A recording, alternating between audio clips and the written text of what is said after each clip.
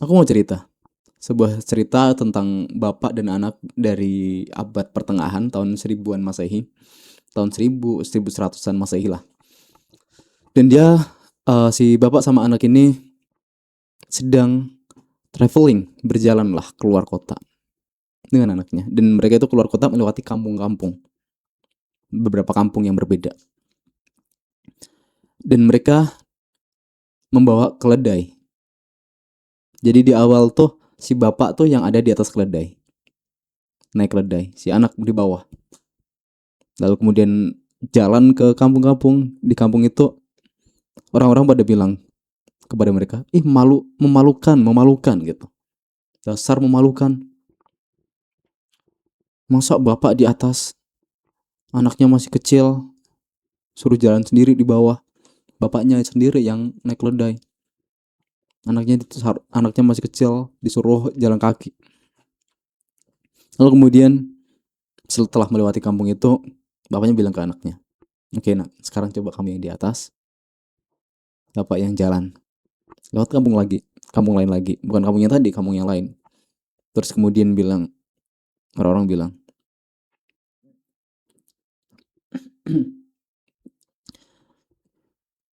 ih malu-maluin gitu. Masa bapak udah tua, kasihan banget disuruh jalan kaki, anaknya masih muda malah jalan di atas. Ini masih nyala gak sih mikrofonnya? Kayaknya barusan, oh iya syukur masih nyala. Oke, jadi kayak gitu. Lalu kemudian akhirnya setelah melewati kampung itu, bapaknya bilang lagi, oke nak, kan salah nih, coba nih sekarang kita dua-duanya naik nih, bapak sama kamu naik. Dia bilang ke anaknya gitu. Naik, lewat kampung berikutnya lagi, dibilangin, ih orang kok malu-maluin, keledai kecil dinaikin 2 orang, kasihan tuh keledainya capek.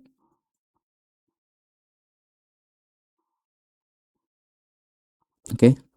Lalu kemudian maka akhirnya mereka setelah melewati kampung itu, dia bilang ke anaknya, ya udah nak, sekarang kita turun, kita dua-duanya jalan. Lewat nih kampung lagi, orang-orang bilang, ih malu-maluin, tolol, udah ada keledai malah jalan kaki, buat apa bawa keledai.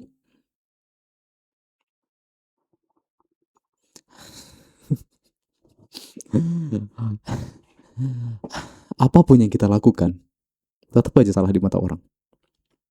Dan pertanyaan yang kita coba pikirkan hari ini adalah, apakah memedulikan apa yang orang lain pikirkan itu adalah sebuah kekurangan?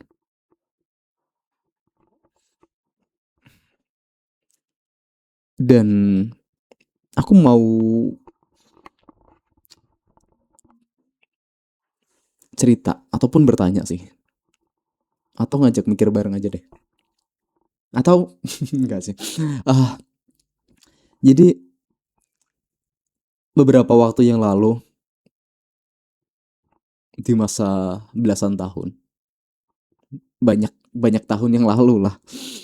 Ah ya, aku udah agak tuaan deh. Banyak tahun yang lalu, aku mengalami krisis eksistensial, menanyakan, siapa sih aku? Kamu kalau pernah nonton Exurbia, EXURB1A, itu ada konten di situ menanyakan, siapa sih aku gitu. Apakah aku itu adalah tubuh ini? Tapi kalau aku adalah tubuh ini, maka ketika ketika tanganku hilang satu, ataupun ketika apa ya, bagian dari tubuhku hilang, apakah bagian dari diriku hilang, atau aku tuh sesuatu yang lebih kecil lagi, atau kesadaran kita gitu, atau pikiran kita. Tapi kalau pikiran kita, kesadaran kita, tapi gimana ketika kita sedang melakukan hal yang autonomous, di mana diri kita waktu itu? Oke, okay?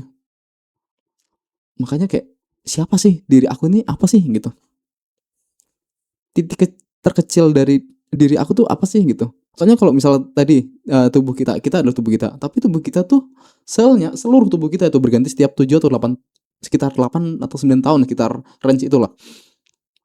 Jadi diriku 9 tahun yang lalu itu sepenuhnya berbeda. Rambut-rambutnya, kulitnya, bagiannya itu sepenuhnya berbeda dengan diriku yang sekarang. Selnya itu udah berganti sepenuhnya. Maka apakah diriku udah berubah atau diriku udah hilang? Lalu dari pertanyaan itu ada konsep ternyata bahwa kita atau aku, kapan sih kita menggunakan kata aku? Kata aku selalu digunakan ketika berhubungan sama orang lain. Nggak ada konsep aku itu berdiri sendiri bahwa kita tuh apatis tuh nggak ada. Kenyataan bahwa aku, ada kata aku dan memisahkan diri ke orang lain, maka berarti kita itu masih bentuk dari makhluk sosial. Aduh, baterai habis lagi. Waduh, waduh, waduh, waduh. Oke, jangan diisi.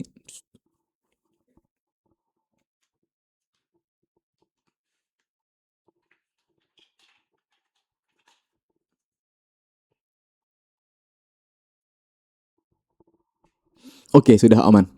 Jadi mengenai konsep aku tadi lagi. Duh, gara-gara kayak gini jadi keganggu kan. Maka dari mana lagi tadi? Jadi ketika kita ngomongin konsep aku sendiri, itu selalu berhubungan sama orang lain. Nggak pernah kayak tentang kita diri sendiri gitu. Selalu berhubungan sama orang lain.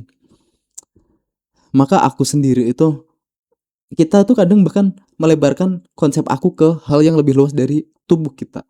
Misal nih, kita misal ke tinggi badan nih, kita ngukur tinggi badan sama teman gitu. Ternyata teman kita lebih pendek nih. Aku lebih tinggi dari kamu. Atau contoh lain misal nilai kita dapat nilai lebih bagus. Wah, aku lebih baik dari kamu. Kita udah menaruh, aku lebih tinggi, aku lebih baik daripada kamu pada nilai. Soal nilai itu adalah bagian dari diriku, bagian dari identitas aku itu tadi. Atau contoh yang lebih simpel lagi adalah ketika misal kamu pernah main layang-layang.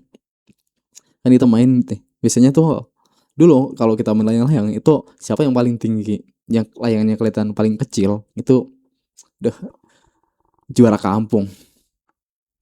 Terus pas kita main layang-layang sama temen, kita bisa bilang, misal layang kita lebih tinggi, wah aku lebih tinggi dari kamu, wah kamu bisa emang, wah aku lebih tinggi, wah gitu. Kita menaruh kata aku pada benda mati itu, layangan layang itu. Aduh sorry, izin. Terus maka aku sendiri selalu dibentuk sama orang lain. Oke, konsepnya di situ. Bahkan setiap perasaan dari diri kita, misal aku merasa malu, aku merasa sedih, itu adalah gambaran bahwa gambaran ketika kita membandingkan ke orang lain.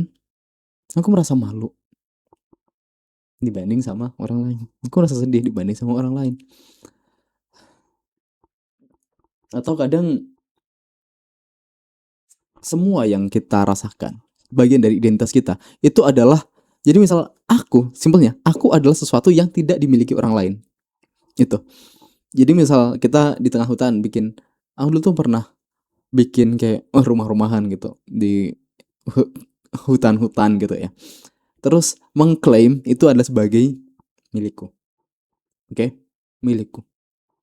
Padahal itu bukan secara secara legal mah enggak ya, tanah orang, tanah negara. Cuma aku mengklaim itu sebagai diriku karena apa? Karena nggak ada orang lain yang ke situ. Oke? Jadi identitas aku adalah, so I is the absence of others. Aku adalah bagian yang tidak ada pada orang lain di situ. Ya kalau mau ngomong filosofis maka dari situ, karena kenapa dari situ akhirnya kita itu semua unik gitu. Tapi simpelnya gitulah. Nah terus kemudian maka kita tuh selalu fokus mengenai, kita ketika ngomongin identitas kita tuh lebih fokus pada hal-hal yang berbeda sama orang lain. Kita kita kalau sesama sesama orang Indonesia, kita nggak mungkin dong bilang, oh aku Indonesia, aku Indonesia. Sesama orang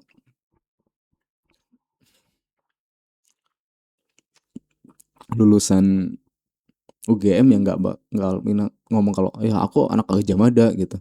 Nggak, ngomongnya mah sama orang luar gitu.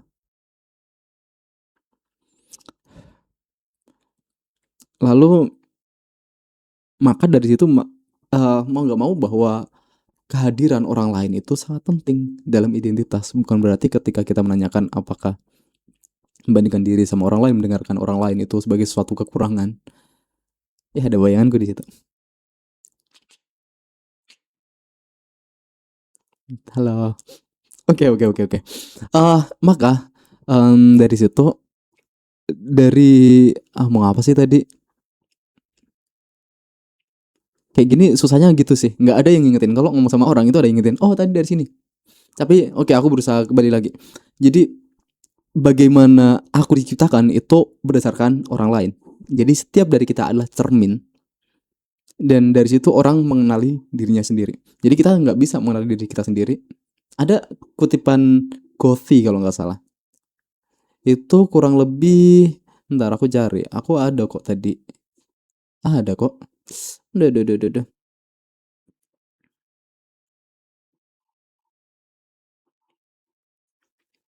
Ini. A person only knows themselves through other people.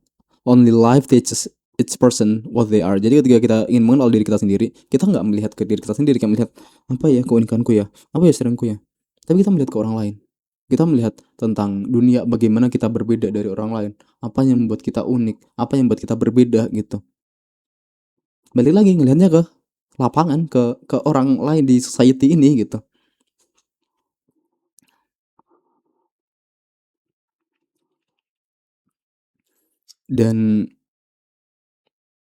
Dan ya itu bagian dari kita gitu. Society. Jadi kita itu adalah bagian dari society mau nggak mau. Ini nih susah banget ada kacamata kelihatan banget contekan gitu. Tapi nggak ada kok, nggak ada contekan tuh, nggak ada tuh. Cuma kamera doang. So,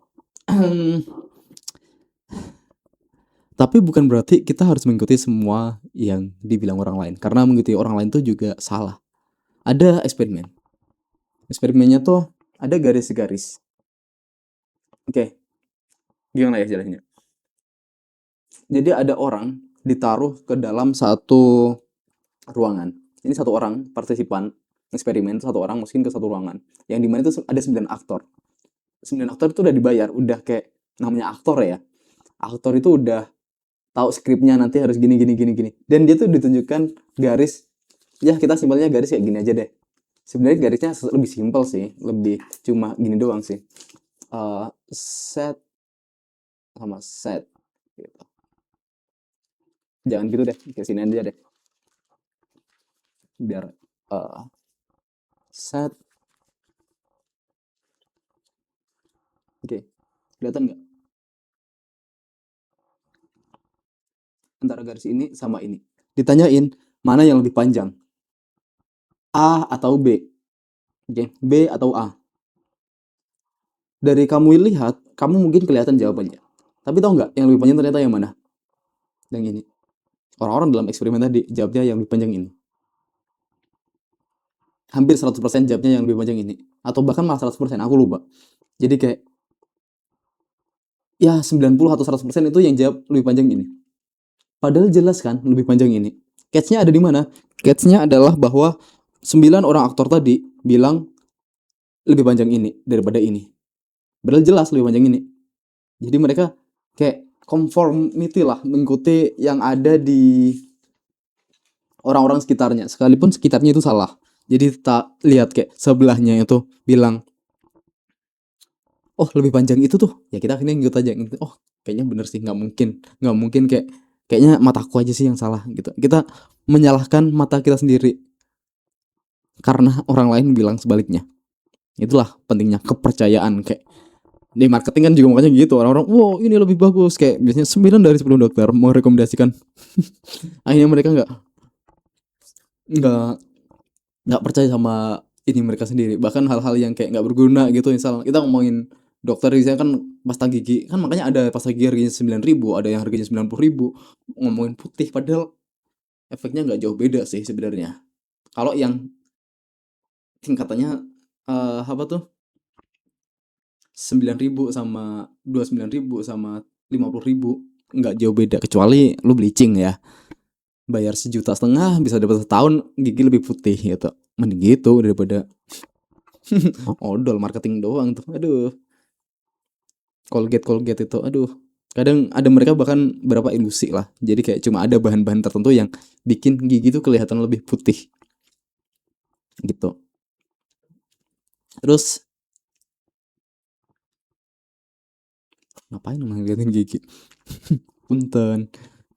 Terus dari situ tapi terlalu mendengarkan, jadi kan kita mendengarkan orang lain ya, tapi kadang terlalu mendengarkan diri sendiri itu juga salah. Karena apa? Kadang kita ngerasa bahwa, waduh, kemarin pakai baju ini, sekarang pakai baju ini lagi, kan gitu ya. Tapi bener ada eksperimen tau tentang itu. Jadi ada orang itu berpikir bahwa dari orang di kantornya 46% itu, atau sekitar 50% lah, 50% orang itu bakal paham atau tahu bahwa dia tuh pakai baju yang sama dari hari yang kemarin. Nyatanya enggak. Nyatanya cuma yang tahu tuh cuma sekitar 20-an persen.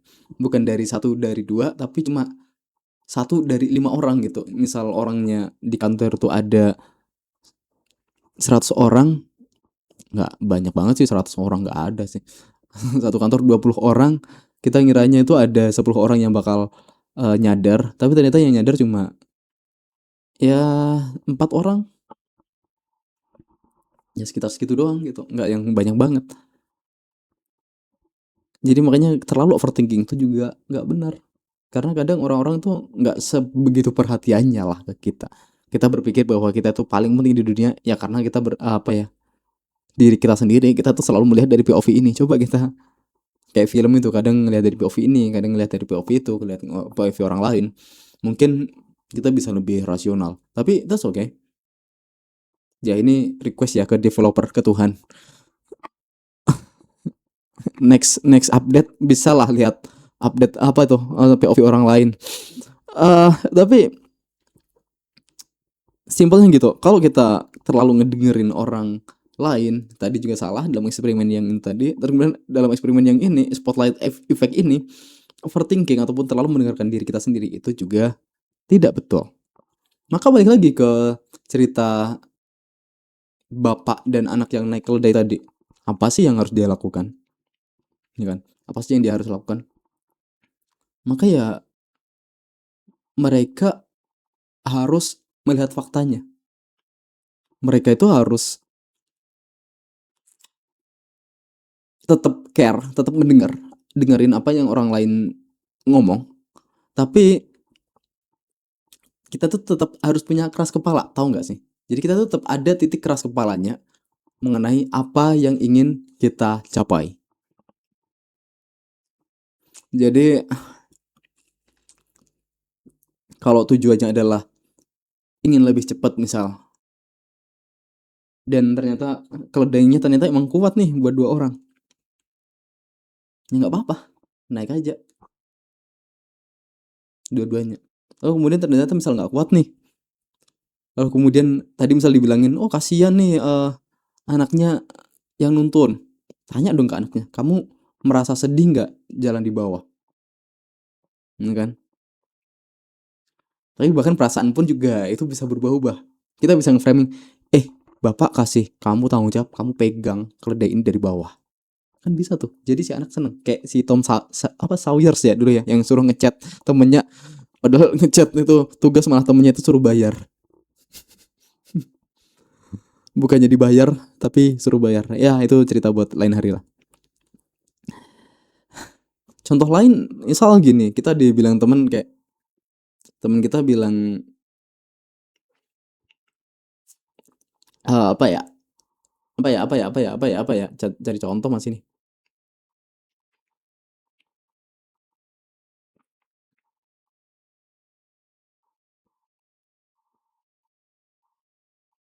Temen kita bilang, kamu jelek sih pakai baju itu. Ya kita dengerin, apakah bener jelek, dari mana, kira-kira dari mana. Kita lihat foto diri kita sendiri, apakah kita bangga ngeliat itu.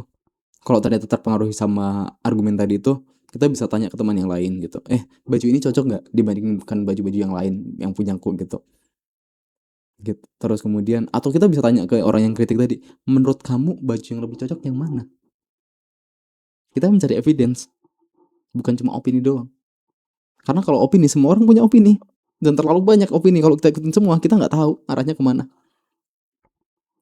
Kita bakal di jalur kita bakal berubah-ubah. Awalnya sama satu orang diarahkan ke sini, satu orang ngomong ke sini, suruh ke sini, ke sini, ke sini. Kita bakal muter terus.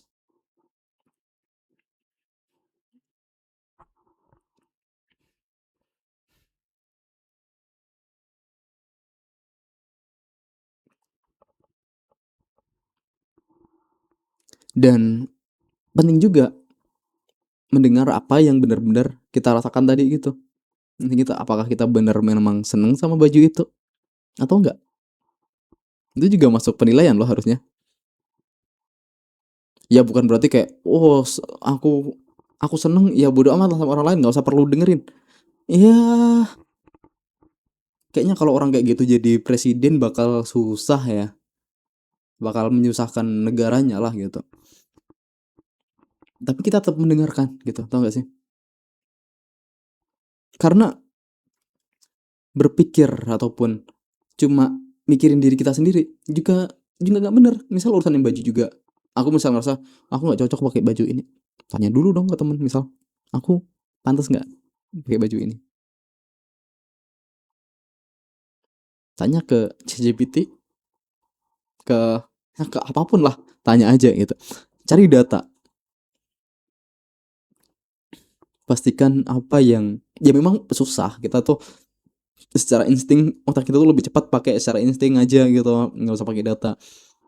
Tapi untuk hal-hal yang penting lah, ini bener atau enggak, menurut dia gini, menurut dia gini, oke kita dengerin, kita coba pahami kenapa mereka bilang kayak gitu. Dan jangan berusaha menyerobot doang, jangan berusaha kayak kita tuh kalau orang pendiam ya kayak aku gini, introvert, itu biasanya tuh kalau dengerin orang itu bisa panjang, tapi kita tuh kadang takut menyerobot orang bicara. Tapi kita tuh sebenarnya menyerobot juga ketika ada orang bicara mengenai kita, lalu kita langsung masukin ke dalam hati, itu menyerobot juga. Kita langsung memberikan kesimpulan dari apa yang mereka katakan. Kita bisa tanya lebih lanjut sebenarnya, oh maksud kamu apa? Misal, oh jelek karena um, ini di pantai tapi kamu pakai jas, kan jelek dong, ya kan? Jelek tuh nggak selalu sama ini, sama orangnya doang gitu. Banyak hal yang mempengaruhi, misalnya kayak gitu. Orang kita minta elaborasi dulu lah. Maka dari situ,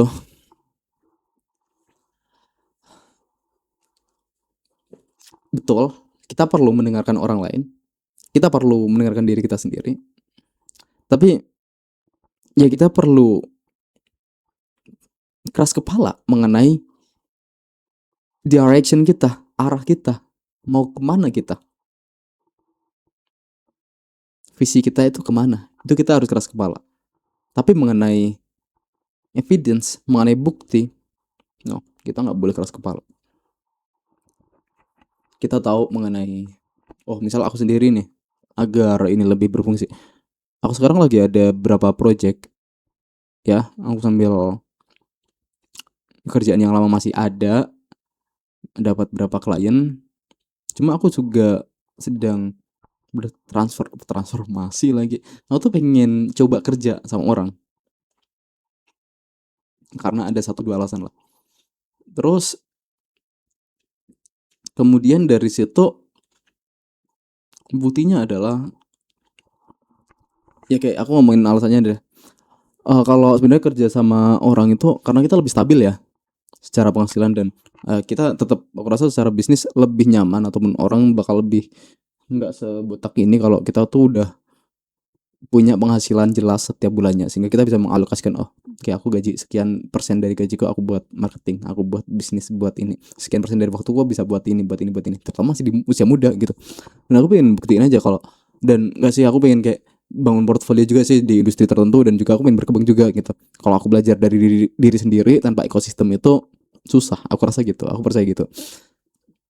Dan maka dari situ aku percaya bahwa bisa lah kerja sama orang lain. Lalu lalu gini,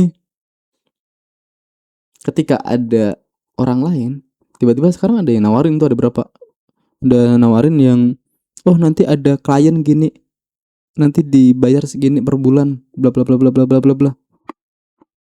Jujur aku perlu memikirkan itu sebelum aku ngomong ke sini pun, aku perlu memikirkan lebih banyak. Aku masih setelah ini pun juga masih mikir. Jadi aku masih cari kerja atau ngambil klien ini lagi gitu. Padahal klien yang kemarin udah pada aku stop loh. Ada berapa yang aku udah stop lah gitu. Terus karena aku udah coba, aku sedih sih, pengen nangis sih sebenarnya. Malah jadi curhat. Tapi tentu aku perlu berpikir mengenai directionku. Tujuanku itu apa sih sebenarnya? Kalau misal aku ambil klien ini, kedepannya aku bakal jadi apa? Seperti apa? Kalaupun sebaliknya, aku bakal jadi apa? Seperti apa? Oke? Okay? Dan ya kita harus memikirkan itu. Dan begitulah sih menurutku. Gak banyak hal yang mau aku sampaikan lagi. Uh, so that's it. Thank you for listening. Mungkin di tahap berikutnya nanti kita bisa jadiin podcast di Spotify. Spotify itu gimana ya untuk uploadnya?